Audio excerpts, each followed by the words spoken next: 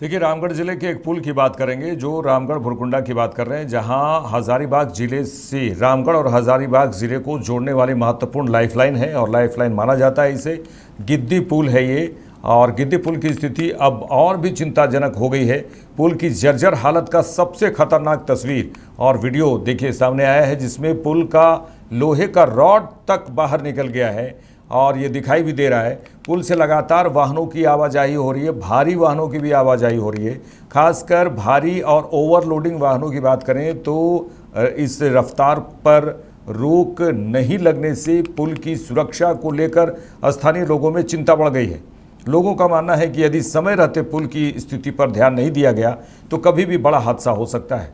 गौरतलब है कि गिद्दी भुरकुंडा मार्ग पर दामोदर नदी के ऊपर नए हाई लेवल पुल के निर्माण के लिए करीब 17.93 करोड़ रुपए की लागत से टेंडर भी हो चुका है। हालांकि नए पुल के निर्माण में समय लगने की संभावना है और तब तक पुराने पुल की सुरक्षा सबसे बड़ी चिंता बन गई है। अब सवाल है कि जिला प्रशासन और संबंधित विभाग पुराने गिद्दी पुल की सुरक्षा को लेकर कब गंभीर कदम उठाएगा।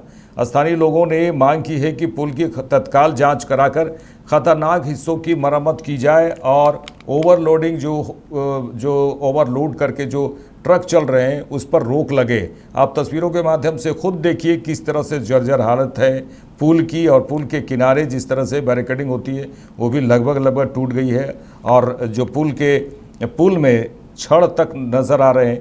ये हालात हैं और प्रशासन को और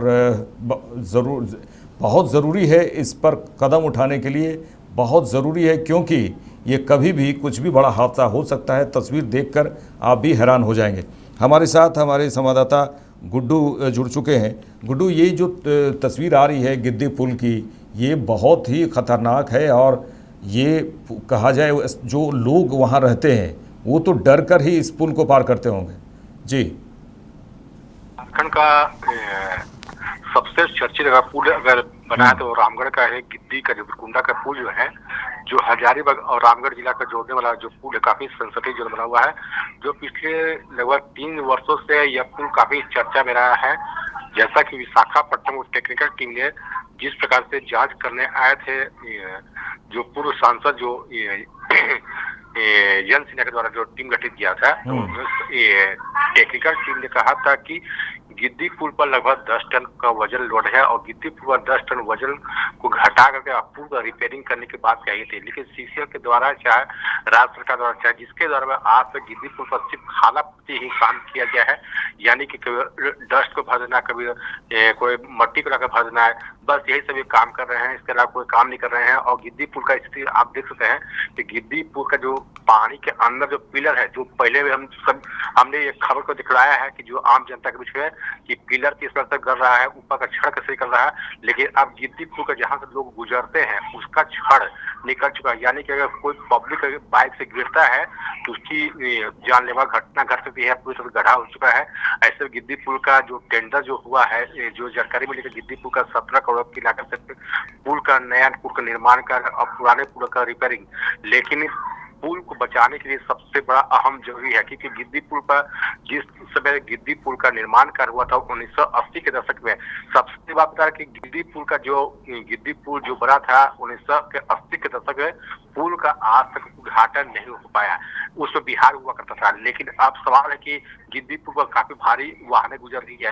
पतरातू का जो एनटीपीसी का जो छाई है, जो रामगढ़ न होकर के यही गिद्दी पुल होकर गुजर रही है, इससे देखने वाला कोई नहीं है। जबकि कई बड़े हाईवा गुजर रही है, कई बड़े ट्रांसपोर्टिंग का कई टेलर गुजर रही है, जो सैकड़ों टन वाहनें गुजर रही है। गिद्दी पुल पर आए जब लगातार घटना घट रही है, कुछ लोग जख्मी हालात में हुए हैं, लेकिन इस पुल को देखने वाला कोई भी नहीं है। लगातार मूसलाधार बारिश हो रही है और नदी में काफी ही बाढ़ जैसा आ रही है, लेकिन इस पुल को देखने वाला कोई नहीं है। सिर्फ जिला प्रशासन इस मामले पर संज्ञान कर लेगा, जबकि सीसीएल का जो पूरा उत्पादन क्षेत्र है, लेकिन जिला प्रशासन पुल पर अगर जरूर ध्यान दे तो शायद पुल को बचाया जा सकता है। कम से कम ओवरलोडिंग जो क्षमता है उसे रोका जा सकता है। हालांकि स्थानीय लोगों के द्वारा आज वीडियो बनाकर रामगढ़ डीसी को भी भेजा गया है, लेकिन अब देखना है कि इस मामले को लेकर जिला प्रशासन क्या कार्रवाई करती है, जहाँ पर लाखों लोग लगाए हैं कि गिद्दी पुल का भविष्य क्या बचेगा।